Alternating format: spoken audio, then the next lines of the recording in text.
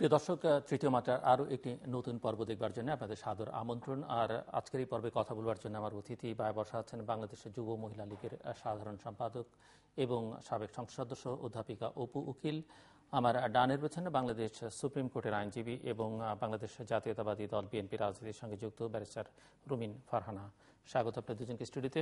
অধ্যাপিকা অপু উকিল, আপনাকে দিয়ে শুরু করি যে সম্প্রতি আপনার সংগঠন বাংলাদেশ ছাত্রলীগের সম্মেলন অনুষ্ঠিত হলো এবং গণতান্ত্রিক প্রক্রিয়ার মধ্য দিয়ে ছাত্রলীগের সভাপতি, সাধারণ সম্পাদক সহ নেতৃত্ব নির্বাচিত হলো নির্বাচনের মধ্য দিয়ে। সো এটি যখন গণতন্ত্র নিয়ে বাংলাদেশ আমরা অনেক সমালোচনা করি, কথাবার্তা বলি, তখন ক্ষমতাসীন দলের একটি অঙ্গ সংগঠনের নির্বাচনের মধ্য দিয়ে নেতৃত্ব নির্বাচন, এটি ইতিবাচক বা শুভ সূচনা কিনা? মানে এই ধারায় আগামী দিনে রাজনৈতিক দলগুলোর, অর্থাৎ আপনার দল বাংলাদেশ আওয়ামী লীগের নেতৃত্ব, এমনকি জাতীয় রাজনীতিতে জাতীয় নির্বাচনকে ঘিরে যেসব প্রশ্নগুলো আছে সেই সব প্রশ্নের সুরাহা হবে কিনা বা সুরাহা হবার পথে একটি শুভ সূচনা কিনা আপনার কাছে জানতে যাব।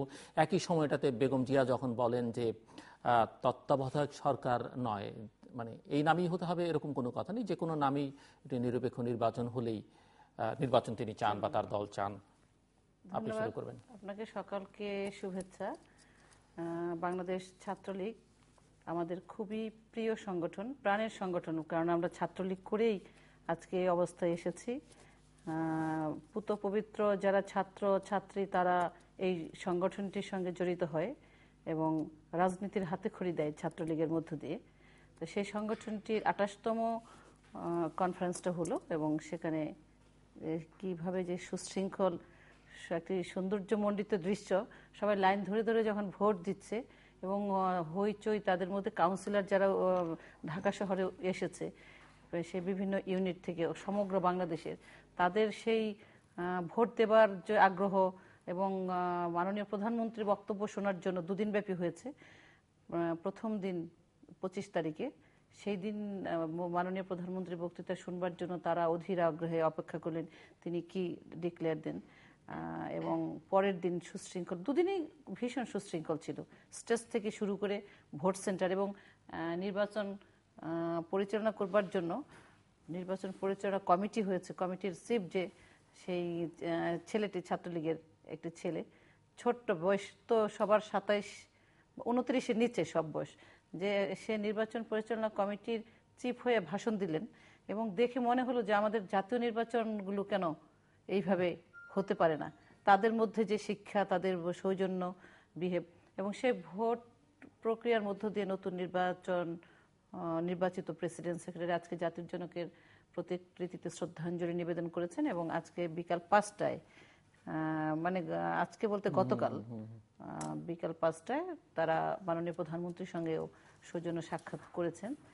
তো এই একটি বিষয় লক্ষণীয় যে এই গণতান্ত্রিক প্রক্রিয়াটা কিন্তু শুরু হয়েছিল স্বৈরাচারের পতন ঘটিয়ে, যখন ছাত্র সমাজ ঘরে ফিরে গেল গণতন্ত্রকে হাতে নিয়ে, এবং স্বৈরতন্ত্রকে প্রতিহত করবার জন্য ছাত্র সংগ্রাম পরিষদের একটি ভীষণ বড় মাপের ভূমিকা ছিল। আমরা তখন রাজপথে ছিলাম, নূর হোসেন জীবন দিল। তো সেই ডাক্তার মিলন ঢাকা বিশ্ববিদ্যালয়ের ক্যাম্পাসেই গুলিতে নিহত হলো। সেই সময়টিকে যখন ছাত্রলীগের নেতৃত্বের পরিবর্তন হয়, কনফারেন্স হয়, তখন মাননীয় প্রধানমন্ত্রী ডিসিশন নিয়েছিলেন যারা রেগুলার স্টুডেন্ট তারাই ছাত্রলীগ করবে এবং ২৭ বছর বয়স নামিয়ে আনা হয়। এর আগে কিন্তু 40-র উপরেও ছাত্র নেতারা ছিল। সেটা এবার 29-এ গিয়ে, ও না ২৭-এ ছিল এবার না, গতবারও এটি হয়েছে। কারণ হলো যে গত বছরও যে সম্মেলন হলো 111 2 বছর কনফারেন্স হতে পারে নাই, যে কারণে সেটা 5 বছরের মাথায় সম্মেলনটি হয়েছিল। আর এবার 4 বছরে এই 2013-14 যে বিএনপির আন্দোলনের নামে যে সহিংসতা করলো, এই 2 বছরের কারণেও পিছিয়ে এদের 4 বছর হয়ে গেল, যে কারণে এদেরকে গ্রেস দেওয়া হয়েছে, মানে 2 বছর। এই কারণে 4 বছর, মানে 29 বয়স, 27 থেকে 29 বছর করা হয়েছে। এবং সবকটা রেগুলার স্টুডেন্ট তারা ছাত্রত্ব নিয়ে ছাত্র সমাজের দাবি আদায়ে এটি ভালো দিক, কিন্তু আমার প্রশ্ন হচ্ছে যে আমরা আশা করতে পারি কিনা বাংলাদেশের নাগরিকরা যে এর মধ্য দিয়ে আমরা বলছি যে বাংলাদেশের রাজনৈতিক দলগুলোর ভেতরে গণতন্ত্র নেই, তারা কিভাবে গণতন্ত্র প্রতিষ্ঠা করবে? এখন আমরা আওয়ামী লীগ বিএনপির মধ্যে ভাবে নির্বাচনের মধ্য দিয়ে নতুন নেতৃত্ব দেখতে চাই, আমরা জাতীয় নির্বাচন নিয়ে কোনো প্রশ্ন উঠবে না এরকম একটা নির্বাচন দেখতে চাই। তো এটি যেহেতু ক্ষমতাসীন দলের ছাত্র সংগঠনের ক্ষেত্রে এটি হলো, তো যারা ক্ষমতায় আছেন স্টিয়ারিংটা যেহেতু তাদের হাতে, আমরা আশা করতে পারি যে এই প্রক্রিয়াটা অব্যাহত থাকবে। এখন আমি বলি, আপনি যে বলছিলেন যে ঈদের আগে বেগম খালেদা জিয়ার যে বক্তব্য ছিল, সেটা ঈদের পরে, এই যে ঈদের আগে এবং ঈদের দিন এবং ঈদের পরে দুটি বক্তব্য কিন্তু আমরা এসেছে নির্বাচন কেন্দ্রিক। ঈদের দিন তিনি যে বক্তব্যটি দিয়েছেন, সেই বক্তব্যে তিনি বলেছেন যে আমরা যে কোনো মুহূর্তে এই সরকারকে পতন ঘটাবো এবং পতন ঘটানোর সময়ের ব্যাপার মাত্র, এইটা বলে তিনি ভাষণ দিয়েছেন। এই বক্তব্যের পরে কিন্তু বাংলাদেশের মানুষ আতঙ্কিত ছিল। আমি গ্রামে গিয়েছিলাম ঈদের দিন বিকালে, সেখানে অনেকেই আমাকে এসে জিজ্ঞেস করেছেন যে ঈদের পরে বিএনপি যে আন্দোলন বলল যে সরকার পতন যে কোনো সময় করে ফেলবে, তো কি করতে যাচ্ছে তারা, এ ব্যাপারে আপনারা কিছু জানেন কিনা? তার মানে হচ্ছে বিএনপির নেত্রী এই কথার মধ্য দিয়ে জনগণ এবং আওয়ামী লীগের নেতাকর্মীরা তারা আগামী দিনে বা ঈদের পরে কি করবে বিএনপি সেটি জানতে চেয়েছে। অর্থাৎ আন্দোলন, ঘরপোড়া গরু সিঁদুরে মেঘ দেখলে যেমন ভয় পায়, ঠিক তেমনি বাংলাদেশের জনগণ আতঙ্কগ্রস্ত হয়েছে যে আন্দোলনের নামে তারা আবার কোনো কিছু করতে চায় কিনা, সেটি কি করতে চায়। এবং আরও দেখেছে যে জঙ্গি যখন অ্যারেস্ট হলো, বিভিন্নভাবে পুলিশ যখন জঙ্গিদের অ্যারেস্ট করছে, ঠিক তখনই পুলিশের বিরুদ্ধে বিএনপি নেত্রী ইফতার পার্টিতে গিয়ে বিষোদাগার করেছেন। র্যাব যখন কোনো একটি অভিযান চালাচ্ছে বা অস্ত্র উদ্ধার করছে, তখন র্যাবের বিরুদ্ধে বক্তব্য দিচ্ছেন এবং এই আইন শৃঙ্খলা বাহিনীকে হুমকি দেওয়া বিএনপি নেত্রী, আপনি বলতে চাইছেন যে না, এই কারণে আতঙ্কগ্রস্ত ছিল। এখন আবার ঈদের পরে তিনি যে ভাষণটি দিলেন, বক্তব্যটি তিনি দিলেন, সেটিতে তিনি বললেন যে কেয়ারটেকার গভর্নমেন্টের দরকার নাই, নাম যাই হোক একটি নির্বাচন চান। এবং ডক্টর এমাজউদ্দিন সাহেব এই কথা বলেছেন, উনিও বেগম খালেদা জিও বলেছেন প্রধানমন্ত্রী রাষ্ট্রপতিকে থেকেই নির্বাচনটি হোক, তাতেও কোনো আপত্তি নাই। বর্তমান প্রধানমন্ত্রী রাষ্ট্রপতি থেকে নির্বাচনটি হোক, তাতেও কোনো আপত্তি নেই। ডক্টর এমাজউদ্দিন সাহেব বলেছেন তাতেও কোনো আপত্তি নাই, একটি মধ্যবর্তী নির্বাচন চাই। হ্যাঁ, এখন তারা কি চায় সেটি কিন্তু এক এক সময়ে এক এক ভাবে উপস্থাপন করছে। মানে ঈদের আগে বললো যে কোনো সময়, এখন আবার বলছে যে একটা নির্বাচন চায়। আমার প্রশ্ন হলো, একটা নির্বাচন তাদের থাকতেই হবে, নির্বাচন একটা চাইতেই হবে, মধ্যবর্তী নির্বাচন করতেই হবে। কেন তারা একটা নির্বাচন চায়? তাদের ক্ষমতায় যাবার জন্য একটি জাতিকে একটি নির্বাচন প্রক্রিয়া তৈরি করতে হবে, নির্বাচন দিতে হবে। সেটার কি প্রয়োজন আছে এখন যে তাদের নির্বাচনটা দরকার? শুধুমাত্র বিএনপিকে ক্ষমতায় যাবার জন্য বাংলাদেশের মানুষ যে উন্নয়নের আকাঙ্ক্ষায় দিন গুনছে। আজকে বারাক ওবামা গত শনিবারে তার পিতৃভূমিতে গিয়ে যখন বলে যে তথ্য প্রযুক্তিতে বাংলাদেশ তাদের নির্বাচন প্রক্রিয়া তো তথ্য প্রযুক্তি ব্যবহার করছে এবং এই তথ্য প্রযুক্তি ব্যবহারে উন্নয়নশীল দেশের মধ্যে বাংলাদেশ সর্বোৎকৃষ্ট, তাদের একটি মডেল। বাংলাদেশ যখন মধ্যম আয়ের দেশ থেকে মাননীয় প্রধানমন্ত্রী বলেছেন এখন আমরা নিম্ন আয়ে আছি, মধ্যম আয়ের দেশের যে মধ্য আয়ের দেশে আছি, সেখানে থাকার আর আমাদের ইচ্ছা নেই, আমরা উচ্চ মধ্য আয়ের দেশে যাব। সেই প্রক্রিয়াকে বাতিল করবার জন্য, দেশকে পিছিয়ে নেবার জন্য শুধুমাত্র একটি নির্বাচন, জনগণের আর কোনো কিছুর দরকার নেই। এখানে কেন বিএনপি নেত্রী স্থির হয়ে আছে?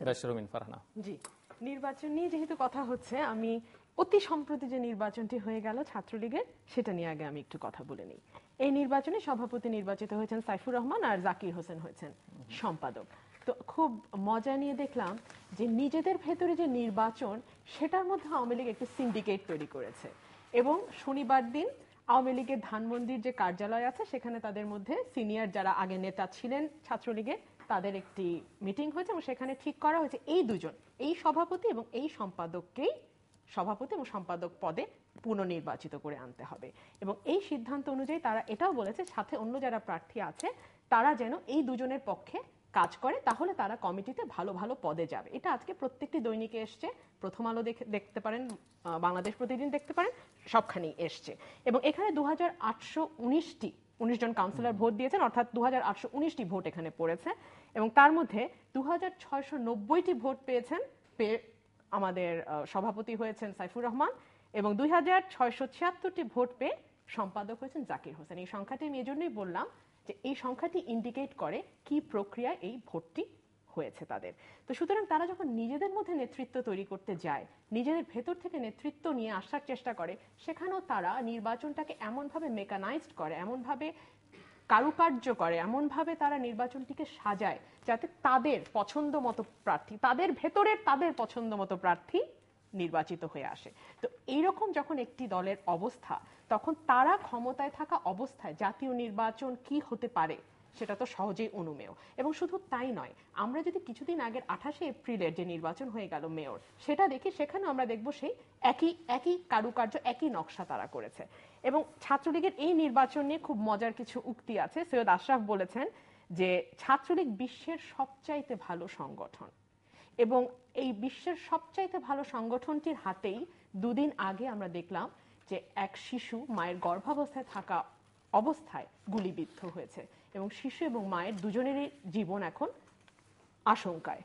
ছাত্রলীগের বিদায়ী সম্পাদক দাবি করেছেন যে ছাত্রলীগ একটি এতিমদের দল। হতে পারে এতিমদের দল, আমি তো ঠিক বলতে পারবো না, তবে এখানে যে শত শত এতিম আছেন তারা প্রত্যেকে মোটামুটি 100 কোটি টাকার মালিক এই 6 বছরে হয়ে গেছেন। কেন আমি বলছি সেটা আমি পরবর্তীতে বলবো। এটি একটি এতিম সংগঠন, এর কেউ নাই ছাত্রলীগের, ওটা বিদায়ী সম্পাদক উনি বলেছেন।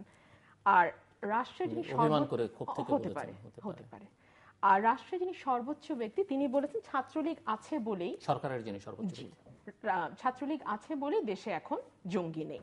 তো আমি একটু বিনীতভাবে বলতে চাই যে অনন্ত দাস এবং কল্পনা রানী দাসের যে দরিদ্র সন্তান যিনি দর্জির কাজ করতেন, সেই বিশ্বজিৎ দাসকে এই ছাত্রলীগের কর্মীরাই নৃশংসভাবে ঢাকা বিশ্ববিদ্যালয় এলাকায় দিনে দুপুরে চাপাতি দিয়ে হত্যা করেছে, এবং তারপরে সেই হত্যার দায় এড়ানোর জন্য বলা হয়েছে যে বিশ্বজিৎ দাস উনি জঙ্গির একজন সদস্য। তো এই হলো ছাত্রলীগের ওভারঅল অবস্থা। তো যাই হোক, তারা একটা নির্বাচন দিয়েছে। আরেকটা ছোট্ট বিষয় আমি মনে করিয়ে দিই, বাংলাদেশ প্রতিদিন যদি দেখেন 18/4/2015-তে এসছে ফের বেপরোয়া ওরা। সেখানে কিছু বিশ্ববিদ্যালয়ের নাম দেওয়া হয়েছে, যেখানে হাজী দীনেশ বিশ্ববিদ্যালয় আছে, ঢাকা বিশ্ববিদ্যালয় আছে, বুয়েট আছে, কুমিল্লা আছে, রংপুর মেডিকেল কলেজ আছে, জগন্নাথ বিশ্ববিদ্যালয় আছে এবং জাহাঙ্গীরনগর বিশ্ববিদ্যালয়ের কথা বলা আছে। যেখানে বলা হয়েছে সেখানে বিভিন্ন জায়গায় এই বিশ্ববিদ্যালয়গুলোতে গোলাগুলি, সংঘাত, সংঘর্ষ, যৌন হয়রানি, শিক্ষকের উপর চড়াও, খুনাখুনি সহ বিভিন্ন যে অপকর্মগুলো হচ্ছে সেগুলো হচ্ছে ছাত্রলীগের নেতৃত্বে। তো তারপরেও যখন ছাত্রলীগের গৌরবময় ইতিহাসের কথা আওয়ামী লীগের নেতা নেত্রীরা বলেন, তখন আসলে আমাদের আর কিছু বলবার থাকে না। ইতিহাস তো ইতিহাসই, হ্যাঁ, ইতিহাস সেই সোনালী ইতিহাসে সোনার ছেলেদের সম্পর্কে যখন এই কথাগুলো আমরা পড়ি, আমাদের সঙ্গত কারণেই আতঙ্কিত হই। গত একই রিপোর্টে আরো এসছে, গত 15 দিনে জাহাঙ্গীরনগর বিশ্ববিদ্যালয়ে ছাত্রী লাঞ্ছিত ঘটনা ঘটেছে কয়েকটি, যার জন্য 5 জন ছাত্রলীগ কর্মী বহিষ্কার হয়েছে। নিজেদের মধ্যে সংঘর্ষে মারা গেছেন 3 জন। একই ঘটনা ঘটেছে জগন্নাথে, এক ছাত্রীকে উত্ত্যক্ত ও লাঞ্ছিত করায় এক ছাত্রলীগ কর্মী বহিষ্কার হয়েছে। আপনি চাইলে আমি লাইন ধরে ডিটেইল বলতে পারি, কিন্তু সম্পর্কে আপনার হোমওয়ার্ক বেশ। হ্যাঁ, হোমওয়ার্ক করেছি। তো সুতরাং কারণ এদেরকে নিয়ে আমাদের বাস করতে হয় আতঙ্কে প্রতি মুহূর্তে, তো সুতরাং হোমওয়ার্ক করা ছাড়া তো উপায় নেই। তো যাই হোক, এই হলো ছাত্রলীগের অবস্থা। তারপরে উনি বলছিলেন যে জাতীয় নির্বাচনের কথা, যে বিএনপি, আমি প্রশ্ন করেছিলাম যে এর মধ্য দিয়ে আমরা রাজনৈতিক দলগুলোর ভেতরে গণতন্ত্র দেখতে চাই। আমরা চাই যে আওয়ামী লীগ বিএনপি তো নির্বাচনের মধ্য দিয়ে নেতৃত্ব আসুক। আমরা জাতীয় নির্বাচন এমন একটা দেখতে চাই যেটি নিয়ে আর এই প্রতি 5 বছর পর পর এটি নির্বাচন নিয়ে প্রশ্ন, আন্দোলন, সংগ্রাম, এটি বাংলাদেশ আর দেখতে চায় না, অপ্রয়োজনীয়। এটা তো আমাদের সবারই চাওয়া। আমাদের একটি সুষ্ঠু নির্বাচন প্রতি 5 বছর পর পর হবে, এটা তো আমাদের সবারই চাওয়া। উনি একটা কথা বলছিলেন দিদি, যে বিএনপি কি শুধু নির্বাচন চায়? তাহলে আমাদেরকে দেখতে হবে আমাদের সংবিধান কি বলে। আমরা যে মহান মুক্তিযুদ্ধের মাধ্যমে যে স্বাধীনতা পেয়েছি, সেই স্বাধীনতারই সবচেয়ে বড় অর্জন হলো বাংলাদেশের সংবিধান। সেই সংবিধানে বলা আছে গণপ্রজাতন্ত্রী বাংলাদেশ। প্রজাতন্ত্র অর্থাৎ এই রাষ্ট্রের সকল ক্ষমতার মালিক হচ্ছে এর জনগণ, এবং জনগণের কাছে জবাবদিহিতা থাকে সরকারের। জনগণ এই মালিকানা প্রয়োগ করে একটি ভোট দেওয়ার মাধ্যমে। আমাদের 5ই জানুয়ারি যে নির্বাচন হয়ে গেল, যেটা নিয়ে এত আলাপ, এত আলোচনা জাতীয় এবং আন্তর্জাতিক পর্যায়ে, সেই নির্বাচনটি যদি আপনারা দেখেন, সেখানে 153টি আসনে বিনা ভোটে সংসদ সদস্য নির্বাচিত হয়ে গেছেন। সুতরাং যেই সংসদ সদস্যরা বিনা ভোটে সংসদে গেছেন, সঙ্গত কারণেই কিন্তু তাদের আর কোনো জবাবদিহিতা থাকে না জনগণের প্রতি। সংসদে যে মূল শক্তিটা সেটা হচ্ছে বিরোধী দল। বিরোধী দল হচ্ছে শ্যাডো গভর্নমেন্ট, কিন্তু বর্তমানে সংসদে যেই বিরোধী দলটাকে আমরা দেখি তারা আবার একই সঙ্গে সরকারের অংশ। এই বিরোধী দলের 3 জন মন্ত্রী আছেন, বিরোধী দল মানে জাতীয় পার্টির 3 জন আবার সরকারেরও মন্ত্রী, একজন উপদেষ্টাও আছেন এবং তিনি হচ্ছেন জাতীয় পার্টির প্রধান, তিনি আবার আমাদের মাননীয় প্রধানমন্ত্রীর বিশেষ দূত। তো এরকম একটা অবস্থায় যখন সংসদ চলে তখন সেই সংসদের কিন্তু আর কোনো জবাবদিহিতা থাকে না। রাষ্ট্রের নির্বাহী বিভাগ, বিচার বিভাগ এবং পার্লামেন্ট, এই তিনটার পরস্পরের চেক অ্যান্ড ব্যালেন্স এবং পরস্পরের প্রতি জবাবদিহিতা এবং নজরদারির মাধ্যমে কিন্তু একটা রাষ্ট্র সুষ্ঠুভাবে পরিচালিত হয়। আমার একটু জানবার ছিল যে বেগম জিয়ার বক্তব্যের মধ্য দিয়ে আসলে কিছু উনি কি একটু সফট হলেন কিনা বা একটু ইতিবাচক কিছু লক্ষ্য করা যায় কিনা, বা সমঝোতার পথে একটু এগোনোর কোনো সুযোগ তৈরি হলো কিনা? উনি তো সব সময় সমঝোতার পক্ষে আমি মনে করি। আর ওনার যে কথাটা ছিল সেটা হচ্ছে যে আপনি কেয়ারটেকার গভর্নমেন্ট বলেন বা যাই বলেন, একটা নিরপেক্ষ নির্বাচন চাচ্ছেন উনি, এবং একটা নিরপেক্ষ বডির আন্ডারে এই নির্বাচনটি হতে হবে। তো বাংলা একটা প্রবাদ আছে যে যার নাম চাল ভাজা তার নামে মুড়ি। তো আপনি এটাকে যে নামেই ডাকেন না কেন, ওনার একটাই দাবি, সেটা হচ্ছে একটি অবাধ, সুষ্ঠু, নিরপেক্ষ, অংশগ্রহণমূলক নির্বাচন। এবং আমি মনে করি এটা শুধু বিএনপির একার দায় কিন্তু নয়, এটা বাংলাদেশের 16 কোটি মানুষের চাওয়া।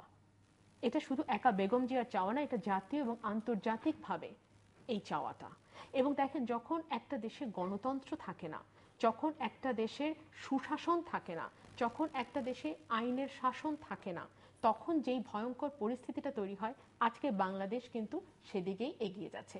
বিচারহীনতার যে সংস্কৃতি গড়ে উঠেছে, অর্থাৎ আমি যাই করি না কেন, I can get rid of it, আমি এটা থেকে বেরিয়ে যেতে পারবো এবং আমাকে বিচারের মুখোমুখি করা হবে না।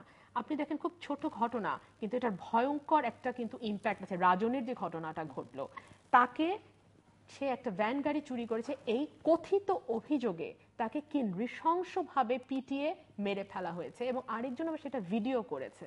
তো এই যে আমাদের বিকৃতিটা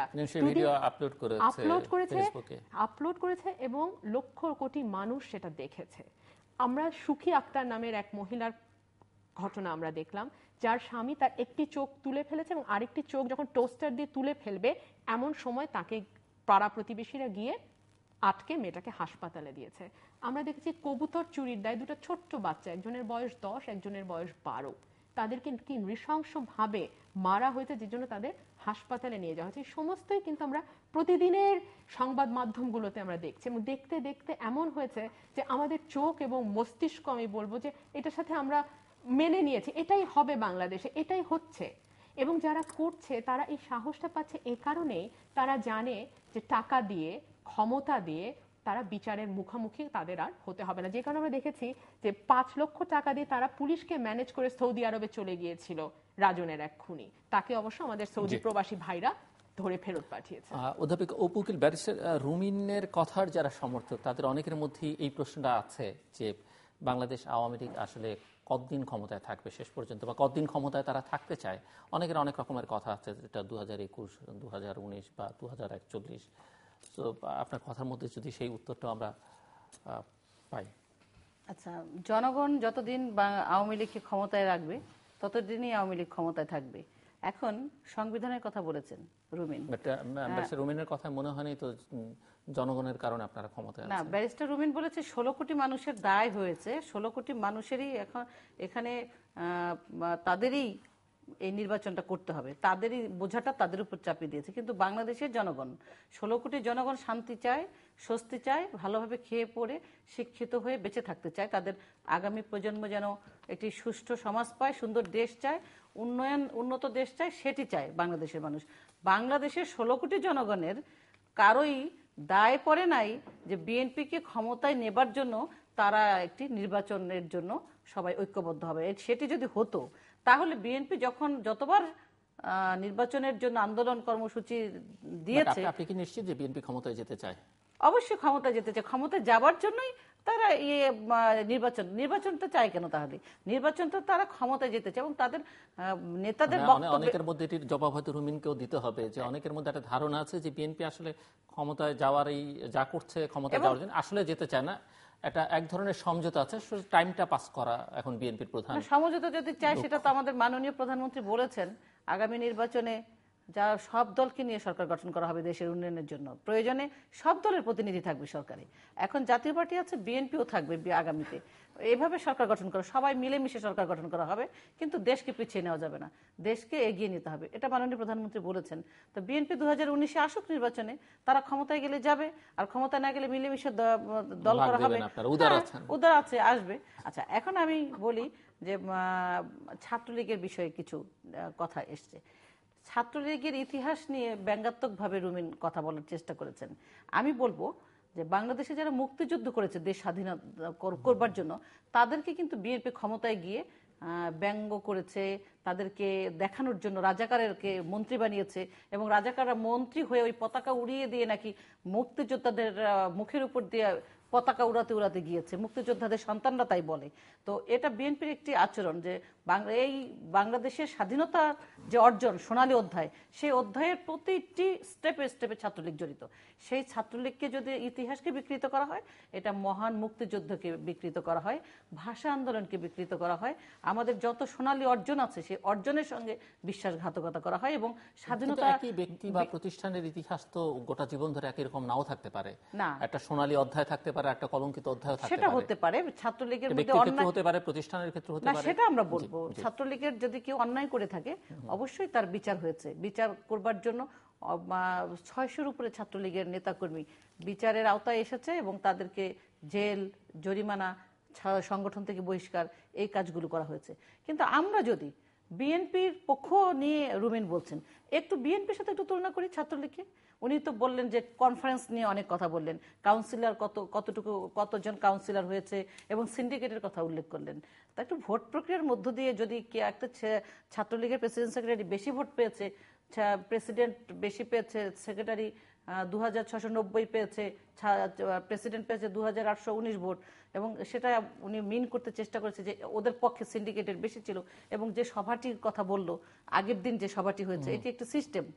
কোনো একটি কমিটি করবার আগে সবাই মিলে বসে, প্রাক্তন ছাত্র নেতারা সবাই বসেছিলেন, বসে তারা একটা প্যানেল ঠিক করে কাকে দিয়ে করলে ভালো হয়, সেটা তো দলেরই করবার কথা, এটা তার বিএনপিদের নিয়ে বসার কথা না, বা অন্যদের নিয়ে বসার। সেই কাজটি গণতান্ত্রিকভাবে হয়েছে। এখন কথা হলো যে বিএনপির সাথে একটু যদি তুলনা করি, আমি নিজে যখন অন্যের সমালোচনা করব, কিন্তু আমার আত্মসমালোচনাটা করতে হবে। তা নাহলে অন্যের সমালোচনা করাটা মানে আমার নিজেকে অপমান করে অন্যকে আমি অপমান করছি, সেটা দুই পক্ষই অপমানিত হয়। ছাত্র দলের যখন কমিটি গঠন করা হয়, তখন যদি রুমিনদের মতো যারা আছেন তারা বলতো যে ছাত্রলীগের কমিটিতে কারা এসেছে, শুনেছি পত্রিকায় লিখেছে, ভেন্ডার, তারপরে মেকানিক, ড্রাইভার, ছাত্র দলের যে কমিটি হলো, এবং গ্রেনেড হামলার আসামির ভাই, বিবাহিত, চুরির মামলায় আছে, ডাকাতির মামলা আছে, ছাত্র দলের প্রেসিডেন্ট সেক্রেটারি, তারা হয়েছে ছাত্র দলের প্রেসিডেন্ট সেক্রেটারি, এবং বয়স ছাত্র তো নাই, বয়স 40-এর উপরে, তারা হচ্ছে ছাত্র দলের প্রেসিডেন্ট সেক্রেটারি, ম্যাচুড মানে চুরি ডাকাতিতে ম্যাচুড। তা এরা হয়েছে, এবং এরা কি করেছে, এরা বিগত সময়ে কি করেছে, যখন বিএনপি ক্ষমতা আসলো 2001 সালে, যত অঘটন ঘটিয়েছে এই ছাত্র দলের ক্যাডাররাই তো ঘটিয়েছে। সেই ছনি হত্যা থেকে শুরু করে সংখ্যালঘুদের উপর যে অত্যাচার করেছে, প্রত্যেকটি এলাকায় যারা ছাত্রদল যুবদল ছিল, তারা আওয়ামী লীগের নেতাকর্মীদের ঘর জ্বালিয়ে পুড়িয়ে দিয়েছে, এলাকা ছাড়া করিয়েছে, হিন্দু সম্প্রদায় থেকে শুরু করে তাদের মেয়েদেরকে ধরে নিয়ে তাদেরকে অত্যাচার করেছে। পূর্ণিমা তার উদাহরণ হয়ে আছে আজও। তো তার কি একটি বিচার হয়েছে? বিচার কি করেছে? পূর্ণিমার যারা ধর্ষক, তাদেরকে বিএনপির নেতৃবৃন্দ বা এলাকার নেতৃবৃন্দ কি তাদেরও এলাকা থেকে বলেছে কেউ যে না, পূর্ণিমার এই কাজটি অন্যায় হয়েছে? একটি মামলা পর্যন্ত নিতে দেয় নাই। ছাত্রদল কি করেছে? ছাত্রদল পুরো হাওয়া ভবনকে নিয়ন্ত্রণ করেছে। তারেক যে হাওয়া ভবনের যে পার্সেন্টেজ দিত, সেই পার্সেন্টেজ কালেক্ট করে দিত ছাত্র দলের নেতারা, টেন্ডারবাজি করে তারা প্রত্যেকটা মিস্টার 10% নাম ছিল, হাওয়া ভবনের 10% দিয়ে তারপর সমস্ত কাজ নিতে হতো, এবং সেই কাজগুলো করার জন্য ছাত্রদলকে ব্যবহার করা হতো। কোথায় ছাত্রলীগ কি আছে এরকম? দেখা বিচ্ছিন্নভাবে যেখানে অন্যায় করছে সঙ্গে সঙ্গে তার অ্যাকশন দেওয়া হচ্ছে। বিশ্বজিৎকে যারা হত্যা করেছে তাদেরকে তারা বা বহিরাগত ছাত্র লীগে প্রবেশ করেছিল অনুপ্রবেশকারী, তাদের বিচার হয়েছে। তো বিএনপির একটা রেফারেন্স চাই যারা এই অপকর্ম করেছে। শুধু তাই না, আমার যুব মহিলা লীগের মেয়েরা বেরিয়েছে হরতাল অবরোধে, তাদেরকে চুলের মুঠি ধরে পল্টনের রাস্তায় ছাত্র দলের নেতারা এবং পুলিশ মিলে তাদেরকে নির্যাতন করেছে। কোনো সময় কি কোনো একটি মামলার বিচার হয়েছে? কোথায় সেই মুকিত এখন ঘুরে বেড়াচ্ছে। একমাত্র কন্যা সোনিকে হত্যা করেছে। তো এই যে ছাত্রদল আর ছাত্রলীগের তুলনা করে যদি আমরা বলি, তাহলে কিন্তু ছাত্রলীগের সমালোচনা। অপারেশন ক্লিন হার্টে মারা গেছে মুকিত না, কিছু আপনি যে অপরাধীদের কথা বলছেন, কিছু না, অপারেশন ক্লিন হার্ট তো বিএনপি করেছে। বিএনপি সময় বলছি, বিএনপি করেছে, সেটা ছাত্রলীগের আওয়ামী লীগের নেতাকর্মীদেরকে মেরেছে। ছাত্রদল মেরেছে কিনা জানি না, তবে আওয়ামী লীগের যত থানার নেতা, ওয়ার্ডের নেতা সব দেশের বাইরে পালিয়েছিল, সবাই গিয়ে পালিয়েছিল।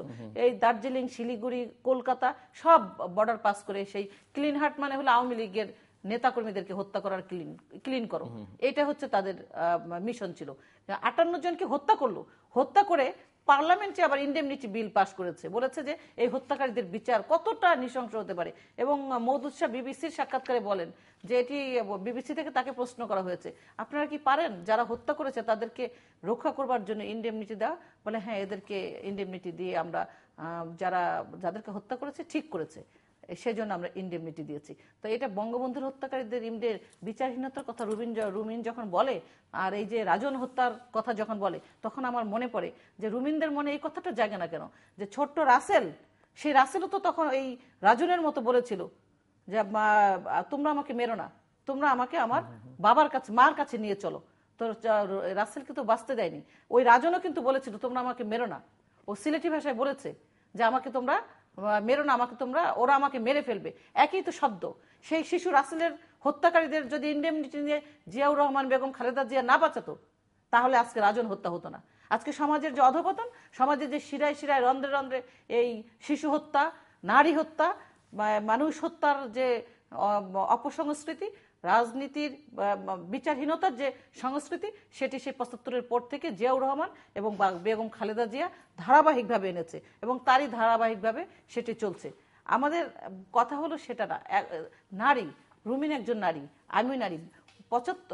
1971-এর যে যুদ্ধাপরাধীরা নারীদেরকে লাঞ্ছিত করেছে, নারীদেরকে হত্যা করেছে, চরিত্র হনন করেছে, তাদের বিচার জাতির জনক বঙ্গবন্ধু সেই বিচার করবে। সেই যুদ্ধাপরাধীদেরকে জেলখানা থেকে ছেড়ে দিল, সেই যুদ্ধাপরাধীদের নিয়ে দল গঠন করলো বিএনপি এবং সেই দল পার্লামেন্টে তাদেরকে উঠালো। তাহলে কোথায় বিচারহীনতার সংস্কৃতি? আমরা যে আজকে মধ্যময়ের দেশে পদার্পণ করেছি, নারীরা যে এগিয়ে গেছে, কেন এগিয়ে গেছে? যখনই আমরা এই যুদ্ধাপরাধীদের বিচার কার্য শুরু করতে পেরেছি। আমি একজন নারী হয়ে যখন দেখবো যে আমার এই দেশ স্বাধীন করবার জন্য যে নারীরা আত্মসম্মান তাদের বিকিয়ে দিতে হয়েছিল, নির্যাতনের শিকার হতে হয়েছিল, তাদের বিচার জননেত্রী শেখ হাসিনা করছে, তখন নারীরা আজ বেরিয়ে এসেছে এবং নারীর ক্ষমতায়ন ঘটেছে। তো রুমিনের মুখ দিয়ে তো আমি সেই কথার উত্তর পাবো না যে কেন সেই নারীদেরকে যারা অপমান করেছে তাদের নিয়ে দল গঠন করে তাদেরকে মহান জাতীয় সংসদে নেওয়া হয়েছে। আচ্ছা, আর জাতীয় নির্বাচনের কথা তো আসলো। জাতীয় নির্বাচনের জন্য 16 কোটি মানুষের দায়বদ্ধতা আছে, আর নির্বাচন সরকারে দিতে হবে। আমি বলি, এখন যে বিএনপির নেত্রী সুর, আপনার মনে এই কিউরিওসিটিটা আছে যে এখন বিএনপির নেত্রী নরম হয়েছে কিনা, আপনি জিজ্ঞেস করছিলেন।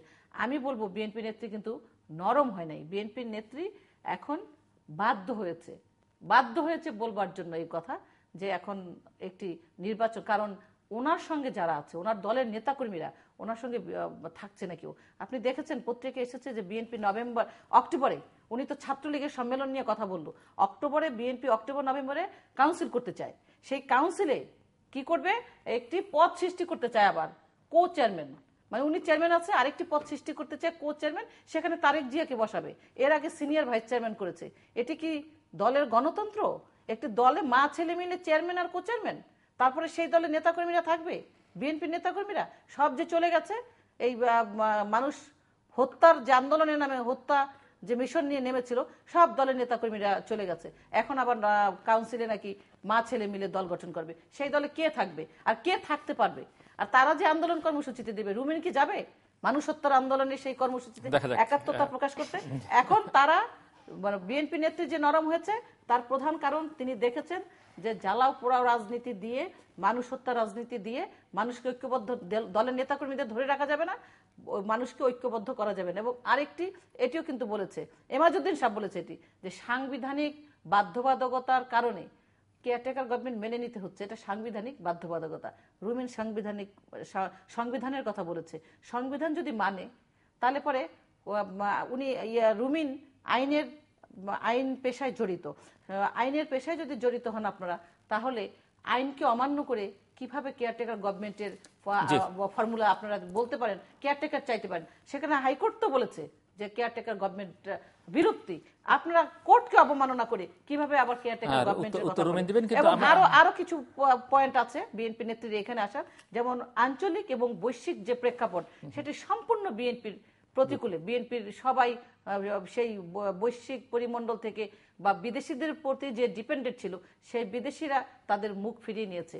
এখন তাদের এবং উদ্ভূত যে রাজনৈতিক পরিস্থিতি দেখছে যে আওয়ামী লীগ দিনের পর দিন শুধু উন্নয়নের বাংলাদেশের এগিয়ে নিচ্ছে এবং জনগণ সবাই আওয়ামী লীগের সাথে সম্পৃক্ত হচ্ছে। উত্তর রুমিন দিবেন। আমার একটি প্রশ্ন যে ছোট্ট যোগ করে দিই, যে এই যে সরকারের পতন হবে বা সরকার পালিয়ে যাবে বা নামিয়ে ফেলবেন, এটি বলবার মতো বা নৈতিক এবং সাংগঠনিক শক্তি বিএনপির আছে কিনা, এই প্রশ্নটি অনেকের মধ্যেই আছে। আমি একটি করে আসছি। আপা প্রথমেই বলছিলেন যে আমরা বা বিএনপি রাজাকারের গাড়িতে জাতীয় পতাকা তুলে দিয়েছে। আমি বিনীতভাবে একটু মনে করিয়ে দিই, 1996 সালে প্রথম আওয়ামী লীগের হাত ধরে আওয়ামী লীগের হাত ধরেই রাজাকারের গাড়িতে জাতীয় পতাকা ওড়ে। উনি ছিলেন আওয়ামী লীগের ধর্ম প্রতিমন্ত্রী মৌলানা নুরুল ইসলাম, উনি জামালপুর থেকে সদস্য হয়েছিলেন। উনি সংখ্যালঘু নির্যাতনের কথা বলেছেন। আমরা দেখেছি সারসাতে কি ভয়ঙ্করভাবে সংখ্যালঘু নির্যাতন হয়েছে কিছুদিন আগে। আজকে আমি দেখে এসেছি পার্বতীপুরে হিন্দুদের উপর সন্ত্রাসীদের কিরকম তাণ্ডব হয়েছে, তাদের মন্দির ভেঙে ফেলা হয়েছে, 7টি বাড়িতে হামলা হয়েছে, ভাঙচুর হয়েছে, তাদের নারীদের উপরে নির্যাতন হয়েছে এবং শঙ্কিত হয়ে গেছেন স্থানীয় হিন্দু অধিবাসীরা। এবং মূর্তি ভাঙচুরের কারণে 10 জন, আমি আবারও বলছি 10 জন সংখ্যালঘু আজকেই সেখানে আহত হয়েছেন, আজকে পত্রিকায় এসছে। 15ই আগস্টের কথা এসছে, অত্যন্ত দুঃখজনক এবং কলঙ্কজনক অধ্যায় বাংলাদেশের 15ই আগস্ট। তবে আমি বিনীতভাবে বলি, 15ই আগস্ট যারা ঘটিয়েছেন তারা কিন্তু আওয়ামী লীগেরই সদস্য ছিলেন সেই সময়কার। বিএনপির জন্ম তার অনেক পরে, 1979 সালে, আপনাদের মনে আছে 1 সেপ্টেম্বর। সুতরাং 75-এ কোনোভাবেই কোনো অবস্থাতেই 15ই আগস্টের সাথে বিএনপিকে জড়িত করবার কোনো সুযোগ নাই। আর জামাতের সঙ্গে আওয়ামী লীগের একটা গভীর এবং পুরাতন প্রেম আছে। পুরাতন প্রেম বলছে এ কারণেই, 1991 সালে যখন তাদের প্রেসিডেন্ট ক্যান্ডিডেট উনি দোয়া প্রার্থী হয়েছিলেন, আমাদের গোলাম আজম সাহেবের পায়ে ধরে সালাম করে উনি দোয়া প্রার্থী ছিলেন, ওনাদের প্রেসিডেন্ট প্রার্থী 1991 সালে, আপনি দেখে নেবেন। আওয়ামী লীগের সাথে যে গভীর প্রেম জামাতের, সেটা এখন আমরা আবার দেখতে পাচ্ছি যখন বিভিন্ন এলাকায়, জেলা উপজেলাগুলোতে স্বীকৃত রাজাকার যারা বিস্ফোরক দ্রব্য আইনে তাদেরই দেওয়া মামলার আসামি, তারা আওয়ামী লীগের বড় বড় নেতার হাতে ফুল দিয়ে এখন আওয়ামী লীগ হয়ে যাচ্ছে।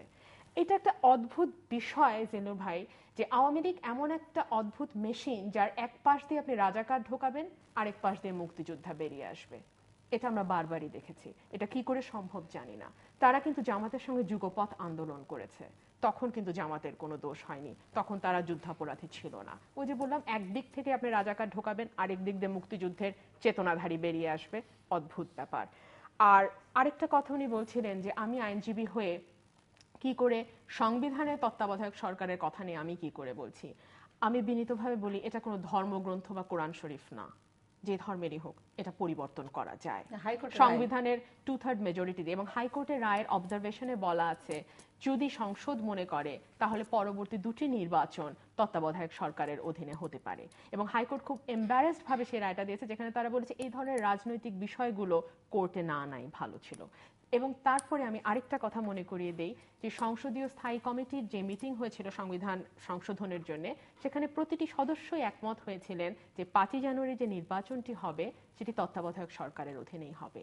কিন্তু পরের দিন সকালবেলা আমরা দেখলাম সম্পূর্ণ ভিন্ন চিত্র, তত্ত্বাবধায়ক সরকার উঠে গেল এবং দলীয় সরকারের অধীনেই নির্বাচনের ব্যবস্থা নিল আওয়ামী লীগ। এবং তার যে ফল ফলেছে সেটা তো আমরা দেখতেই পাচ্ছি। আইন শৃঙ্খলা পরিস্থিতির কথা আমি বলছিলাম, আমি শুধু পুলিশ সদর দপ্তরের যে রিপোর্ট আছে সেখান থেকে বলছি 2010 থেকে 2014 এই 4 বছরে 20,975 জনকে খুন করা হয়েছে সারা দেশে। এটা পুলিশ সদর দপ্তরের রিপোর্ট, অর্থাৎ অফিসিয়াল রিপোর্ট। আনঅফিসিয়ালি কতজন সেই সংখ্যা আমার জানা নেই। আর চলতি 3 মাসে মানে এই বছরের জানুয়ারি থেকে মার্চ মাসে অন্তত 1000 লোক সারা দেশে মারা গেছে।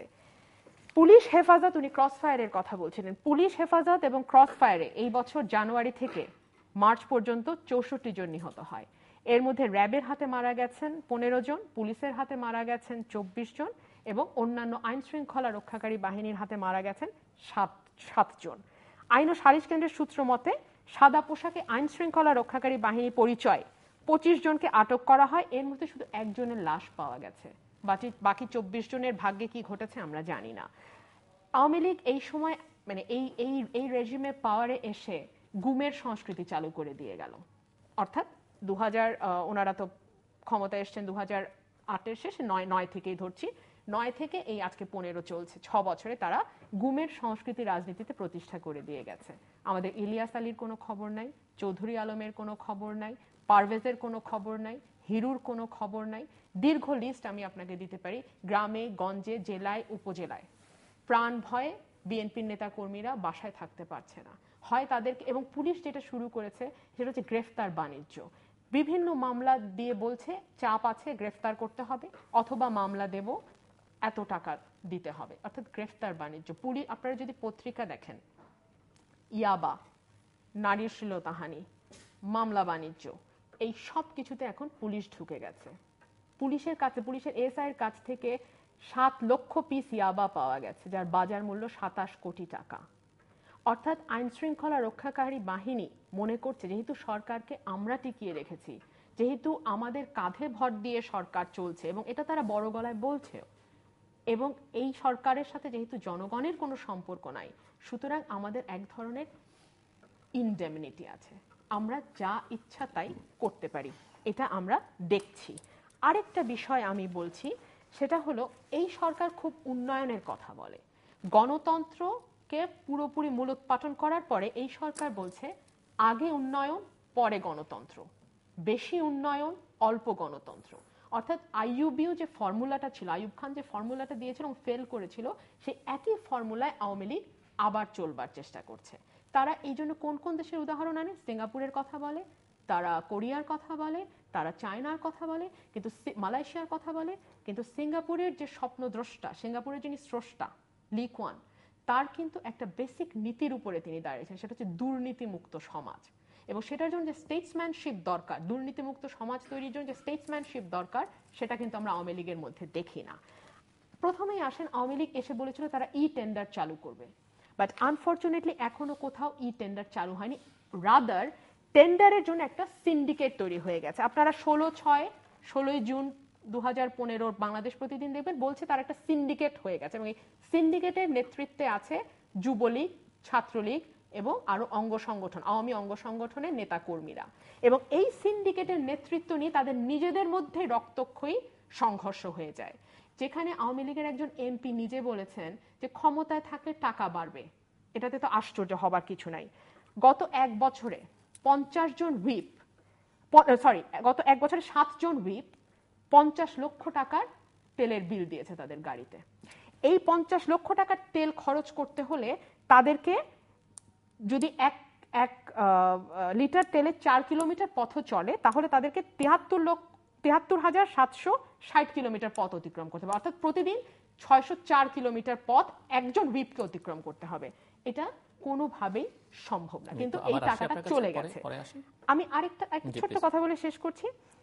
যখন স্বাধীনতা উত্তর বাংলাদেশে 18% মাত্র ব্যবসায়ী যারা রাজনীতির সঙ্গে সরাসরি সম্পৃক্ত ছিলেন, বর্তমানে সেটা গিয়ে দাঁড়িয়েছে 58%। এবং এই ব্যবসায়ীরা মনে করছে যে রাজনীতি এমন একটি ব্যবসা যেখানে লোকসানের কোনো চান্স নাই। সব ব্যবসায় লাভ আছে, লোকসান আছে, বাট রাজনীতি এমন একটা ব্যবসা যেখানে লোকসানের কোনো ব্যাপার নেই। এবং প্রত্যেক আওয়ামী লীগের সাথে ঘনিষ্ঠ যে ব্যবসায়ীরা আছেন তাদেরকে ব্যাংক দেওয়া হয়েছে, টিভি দেওয়া হয়েছে, রেডিও স্টেশনের মালিকানা দেওয়া হয়েছে, বিশ্ববিদ্যালয় দেওয়ার অনুমতি দেওয়া হয়েছে, অর্থাৎ একটা হরির লুটের সংস্কৃতি চালু হয়েছে। 2014 সালের সুইস ব্যাংকের প্রতিবেদন যদি দেখেন, সেখানে বলা আছে 2014 সালে 2013 সালের তুলনায় 40.72% অর্থ বেশি জমা হয়েছে। এবং প্রতিবেদন অনুযায়ী 2014 সালে বাংলাদেশিদের অর্থ জমা হয়েছে 50,60,00,000 সুইস ফ্রা, যেটা টাকায় কনভার্ট করলে আসে 4,554 কোটি টাকা। এখন এই 4,554 কোটি টাকাটা কাদের টাকা? এই টাকার উৎস কি? এই টাকার উৎস হলো 2001 থেকে 2006 পর্যন্ত বাংলাদেশের যে টাকা বিদেশে পাস হয়েছে, সেই টাকা যখন বাংলাদেশে আবার ফিরিয়ে আনার জন্য সমস্ত প্রক্রিয়া শুরু করেছে এবং অনেকটা টাকা ফিরিয়ে আনাও হয়েছে, তখন হচ্ছে এই কথা নিয়ে এখন বিএনপির মধ্যে হিসাব শুরু হয়েছে। আগে এটা হিসাব শুরু করেনি। নবাব সিরাজদৌল্লার সময়ে তার অর্থমন্ত্রী জগৎ শেঠ বেআইনিভাবে যখন টাকা পাচার করত, সেটা সিরাজদৌল্লা ধরে ফেলেছিল বলে তৎকালীন মুর্শিদাবাদের সকল ব্যবসায়ীরা এবং ইস্ট ইন্ডিয়া কোম্পানি সিরাজদৌল্লার উপর নাখোশ হয়েছিলেন। তো বাংলাদেশের উন্নয়ন জননেত্রী শেখ হাসিনা করছে বলে সেটিও কিন্তু ভালোভাবে বিএনপি নিতে পারছে না। এবং ব্যাংক বাইরে থেকে যে টাকা নেওয়া হয়েছে, সেই টাকা যখন ফেরত আনা হচ্ছে, সেই টাকার হিসাব করা হচ্ছে যে কত টাকা সুইস ব্যাংকে ছিল এবং কত টাকা বাংলাদেশে আনা হলো, কে নিয়েছে টাকাগুলো, কখন নিয়েছে, সেই সময়টা যেন আমরা টকশোতে বলি। এবং আমি এর আগেও বলেছি যে আমরা যদি মিথ্যা কথা টকশোতে বলি, অসত্য ভাষণ বলি, তাহলে কিন্তু টকশো, আমি বলেছিলাম এটার একটা নীতিমালা করবার জন্য, আপনাকে আরেকবারও বলেছিলাম আমি এই কথাটা, এটা করলে টকশোর মর্যাদা আরো বাড়তো। যেমন ধর্ম প্রতিমন্ত্রী নুরুল ইসলাম সাহেব, উনি যে রাজাকার, তার প্রমাণ কি রুমিনের কাছে আছে? যদি রাজাকার হতো তাহলে তো রাজাকারদেরকে, এই যুদ্ধাপরাধীদেরকে বিচার করবার জন্য ট্রাইব্যুনাল আছে। রুমিন সেখানে তার ব্যবস্থা নেবার জন্য প্রমাণস্বরূপ যে আওয়ামী লীগের একটা মন্ত্রী ছিল, সেটা রাজাকার ছিল। সব রাজাকার তো আর যুদ্ধাপরাধী হবে না, আর যাদের বিচার হচ্ছে তাদের তো যুদ্ধাপরাধী না, মানবতা বিরোধী অপরাধের জন্য বিচার হচ্ছে। রুমিন তার কাতারই বলছে, রুমিন বলছে যে রাজাকার এবং যুদ্ধাপরাধীদেরকে আওয়ামী লীগ মন্ত্রী বানিয়েছে, হ্যাঁ, সেই রেফারেন্সটা দিয়েছে। তো আমি বলতে চাই, এই একটা রেফারেন্স, একটা মন্ত্রীর কথা সবাই যখন বলে, একটা রেফারেন্স তাদের মুখস্থ, কিন্তু বিএনপির পক্ষ থেকে কেউ এই যে রাজাকার বা এই যুদ্ধাপরাধী, এটা প্রমাণ করবার জন্য আইসিটিতে কেউ ডকুমেন্টস কেন ফাইল করলো না? কেন তাকে, সে যে রাজাকার, তার একটি টকশোতে এসে একটা ফাইল বা একটা কপি আমরা দেখতে পাই না যে সে রাজাকার বা সে যুদ্ধাপরাধী ছিল? সেটা তো দিতে পারি না। তাহলে মিথ্যাচার আমরা কেন টকশোতে বসে করব? আর জামাতের সাথে আওয়ামী লীগের প্রেম, জোর করে কেউ কারোর প্রেম করানো যাবে? প্রেমটা তো এইভাবে হবে যখন বিয়ে দেওয়া যায়, প্রেম তো এইভাবে হবে যখন তারেক জিয়া ওপেন মাঠে বলবে, বিয়ে দেওয়া যায় জোর করে, তাও সংসার হবে না। এখন তারেক জিয়া যখন ওপেন মাঠে বলবে যে ছাত্র দল এবং ছাত্র শিবির একই মায়ের পেটের সন্তান, সেটা হবে প্রেম। আমি এখানে টকশোতে বসে আমাকে শুনাই যে আওয়ামী লীগ জামাতের সাথে প্রেম করে, সেটা প্রেম হবে না। আর যুগপৎ আন্দোলন আর দলের সঙ্গে একীভূত, আদর্শ একীভূত হয়ে দল গঠন করা, রাষ্ট্র পরিচালনা করা, সরকার গঠন করা, জাতীয় পতাকা তুলে দেওয়া, সেটিকে এক বিষয় যে নয়, সেটি কিন্তু দেশের মানুষ এখন বুঝতে পারে। কারণ 100% শিশুরা আজ স্কুলে যায়, শিক্ষায় অনেক অগ্রগামী, বেকারত্বের হার, দারিদ্র্যের হার 22%। কাজে আমরা কিন্তু এখানে এই কথা বলে আর জনগণকে বুঝাতে পারবো না যে আওয়ামী লীগের সাথে জামাতের প্রেম, আর বিএনপির সাথে এমনি দলে আছে, জোটে আছে, 4 দলীয় জোটে। আচ্ছা, কোন দল কখনো কখনো যদি জামাতের কেউ আওয়ামী লীগে ঢুকে পড়তে চায় বা ঢুকে পড়েছে বা নিউজ হয়েছে, সেটা আমি স্বীকার করছি। কারণ আওয়ামী লীগ হচ্ছে একটি মাল্টি কালার তৃণমূলের দল।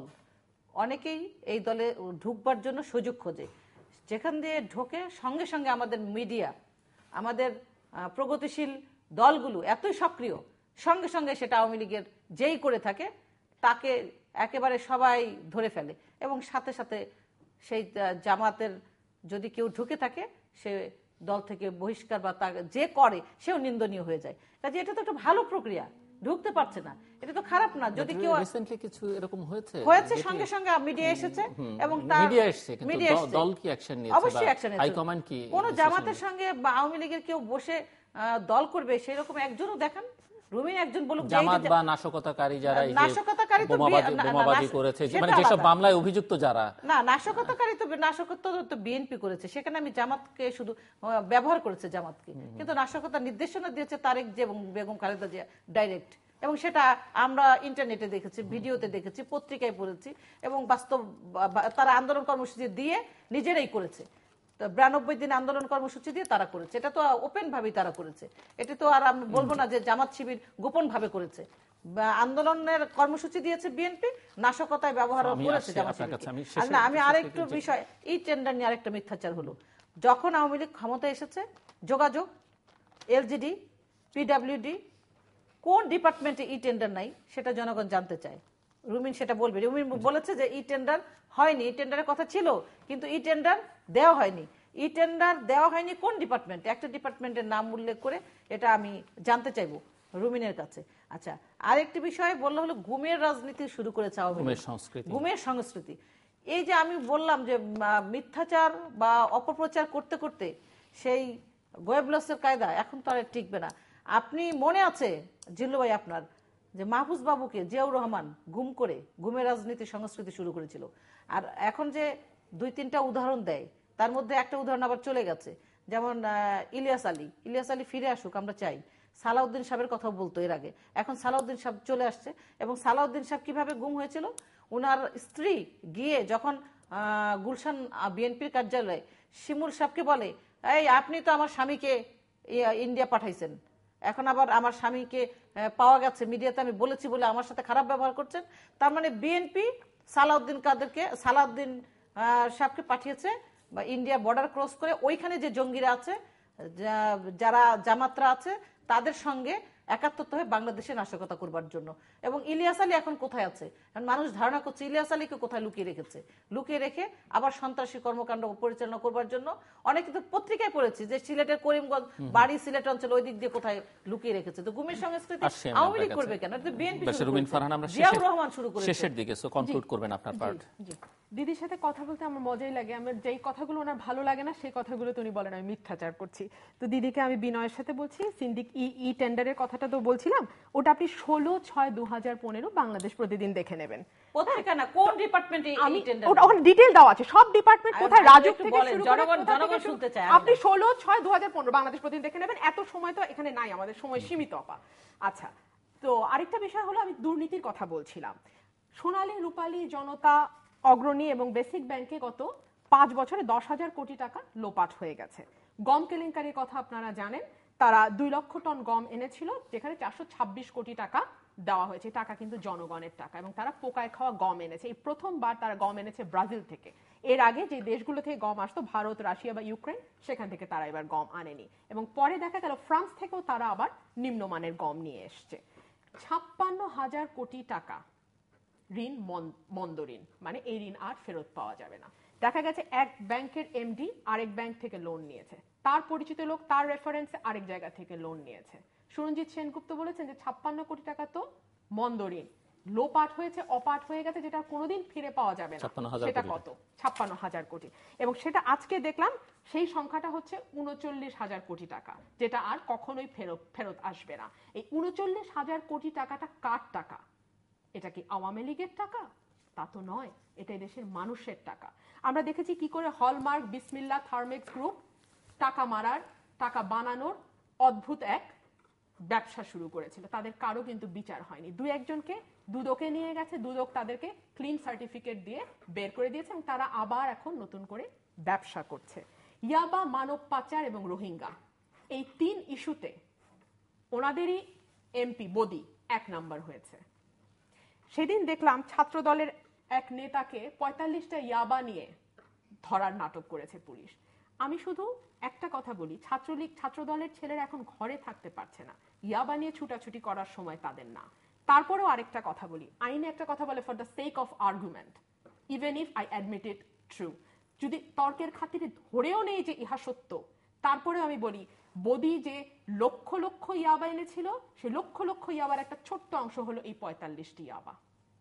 আমি যদি সত্য ধরেও নেই, 6 কোটি টাকার সম্পদ অর্জনের যে মামলা তাদের মন্ত্রীর বিরুদ্ধে আছে, সেই ব্যাপারে হাইকোর্টের যে রায় হয়েছে তাকে অ্যাপেলেট ডিভিশন বলেছে। হাইকোর্ট তার জুডিশিয়াল মাইন্ড প্রয়োগ করেনি, অ্যাপেলেট ডিভিশন বলেছে। সেই মন্ত্রী সংবিধানের 66-র 2 ধারা অনুযায়ী কি আর মন্ত্রী থাকতে পারে? এটা ওনার কাছে আমার প্রশ্ন। আমি আজকে দেখে আসলাম পত্রিকায় এসছে ধান সংগ্রহ নিয়ে আওয়ামী লীগ নতুন করে জালিয়াতি শুরু করেছে। কৃষকদের কাছে কার্ড থাকে, সেই কার্ড দিয়ে মানে তারা ধান বিক্রি করে সরকারের কাছে। সেই ধান বিক্রিতে দৈব চয়ন পদ্ধতিতে প্রথম আলোতে এসছে 131 জনের মধ্যে 20 জনকে নির্বাচন করেছে প্রথম আলো। তার মধ্যে 2 জনকে দেখা গেছে তারা মারা গেছে, বাকি রইল 18 জন। 18 জনের মধ্যে 14 জন বলেছে ধান বিক্রি তারা করেনি বা ধান বিক্রির ব্যাপারে তারা কিছু জানেও না, এবং তাদের যে কৃষক কার্ডটা আছে সেই কার্ডটাও তারা কারো কাছে হস্তান্তর করেনি যে তাদের নাম বিক্রি করে কেউ ধান বিক্রি করবে, সেরকমও হয়নি। 4 জন স্বীকার, 3 জন স্বীকার করেছে ধান বিক্রি। 3 জনই হলো আওয়ামী লীগের নেতা, আর একজন কোনো মন্তব্য করতে রাজি হয়নি, সেই একজন হচ্ছে আওয়ামী লীগের একজন কর্মী। এবং এই বাবদ 40 লক্ষ টাকা আওয়ামী লীগের নেতা কর্মীদের মধ্যে ভাগ বাটোয়ারা হয়ে গেছে। আমার প্রশ্নটা হলো, আপনি প্রশ্ন দিয়ে শেষ করুন, কারণ আমার প্রশ্নটা হলো, মুক্তিযুদ্ধ নিয়ে আওয়ামী লীগ এত কথা বলে, তারা বিদেশি যারা আমাদের সেই সময় মুক্তিযুদ্ধে সাহায্য করেছে তাদেরকে তারা সোনার ক্রেস্ট উপহার দিয়েছে, সেই ক্রেস্টের মধ্যেও তারা জালিয়াতি করেছে, ক্রেস্টের মধ্যে সোনার বদলে তারা অন্য মেটাল দিয়েছে। এবং আমি দেখলাম মুক্তিযুদ্ধে প্রতিমন্ত্রী সেই প্রতিমন্ত্রীকে দায় মুক্তি দেওয়া। আচ্ছা, উনি বলেছে যে সিঙ্গাপুরের লিকুয়ান, আধুনিক সিঙ্গাপুরের প্রতিষ্ঠাতা, তার নীতির উপরে দাঁড়িয়ে সিঙ্গাপুর প্রতিষ্ঠিত হয়েছে, বাংলাদেশে সেই নীতি অনুসরণ করছে না। দুর্নীতির প্রসঙ্গে তার আত্মজীবনীতে লিকুয়ান একটি ভালো উদ্ধৃতি দিয়ে বলেছে। তিনি বলেছেন যে বিরুদ্ধবাদীদেরকে ঘায়েল করবার জন্য তিনি সবসময় পকেটে ছুরি রাখতেন, এবং যখন যার উপর যেটি প্রয়োগ করা দরকার সেটি কাউকে তিনি জানতে দিতেন না, তিনি করতেন। তা আওয়ামী লীগ তো উদার মনের দল, আওয়ামী লীগের উচিত ছিল প্রথম ক্ষমতায় এসে যারা দুর্নীতিতে চ্যাম্পিয়ন হয়েছে, হ্যাট্রিক করেছে, ওই ম্যাট্রিক করেছে, তাদেরকে আগে বিচার করে ওই ছুরিকাঘাত করা, সেটি করে নাই। 2013-তে এসে কিছু অ্যারেস্ট করেছে সহিংসতা করবার জন্য। কাজেই সিঙ্গাপুর আর বাংলাদেশের এক কাতারে দেখলে হবে না। আচ্ছা, আরেকটি বিষয়, ব্যাংক লোনের সংস্কৃতি কারা শুরু করেছে? 1992 সালে হঠাৎ করে কারা cocoa 1, cocoa 2, cocoa 3, cocoa 4 serial, এই সিরিজ কোকোর কারা ব্যবসা শুরু করেছিল, কারা ইন্ডাস্ট্রি করেছিল, কারা পঞ্চগড়ের জমি ইন্ডাস্ট্রিকে লোন নেওয়ার জন্য ব্যাংক থেকে লোন নিয়েছিল? তারেক জিয়া নিয়েছিল, এবং তারেক জিয়ার নামে 4টি লোন সেই 1992 সালে যে ক্ষমতা এসে নিয়েছে সেই ইন্ডাস্ট্রির লোন এখনো বাজেয়াপ্ত করা হয়েছে। আর 2004 সালে শুধুমাত্র বিএনপি নেত্রীর পরিবারের সদস্যরা 300 কোটি টাকা লোন মাপ নিয়েছে, ঋণ মৌকুফ নিয়েছে, 300 কোটি টাকা ঋণ মৌকুফ নিয়েছে। আর বিএনপির নেতা জিয়াউর রহমান বা দলে ফেরাবার জন্য মানুষকে ডেকে ডেকে যে তোমরা বিএনপি করো, তোমাদেরকে ব্যাংক লোন দেওয়া হবে, ব্যাংকের টাকা এইভাবে দেওয়া হয়েছে। সেই সংস্কৃতিকে বন্ধ করেছে আওয়ামী লীগ, বিচার করে, বেসিক ব্যাংক হোক, সোনালী ব্যাংক হোক, বিচার করে সে ব্যাংক লোন নেবার সংস্কৃতি বন্ধ করেছে। আর ইয়াবার কথা বলছেন তো, ইয়াবার কথা তো বললেন, বদির কথা বললেন, 19 না রোহিঙ্গার কথা আমি প্রশ্ন করতে চাই, রোহিঙ্গারা কবে এসেছিল বাংলাদেশে? 1992 সালে রোহিঙ্গারা বাংলাদেশে প্রথম ঘাঁটি গাড়ে, জিয়া তখন বেগম খালেদা জিয়া রোহিঙ্গারা বাংলাদেশে আসতে দিয়েছে, আর হিজবুল বাহারে গিয়ে মেধাবী ছাত্রদেরকে নেশা ধরিয়ে দেবার কাজটি করেছিলেন জেনারেল জিয়াউর রহমান, এবং যুব সমাজকে নেশায় উদ্বুদ্ধ করে তাদেরকে ক্ষমতায় টিকে থাকার জন্য ছাত্র সমাজ, যুব সমাজ যেন আন্দোলন করতে না পারে, তারা যেন মেধাবী কাজ ঘটাতে না পারে, তাদেরকে দমিয়ে রেখে। আর না আমি মন্ত্রীর জবাবটা দিই, উনি মন্ত্রীর কথা বললেন।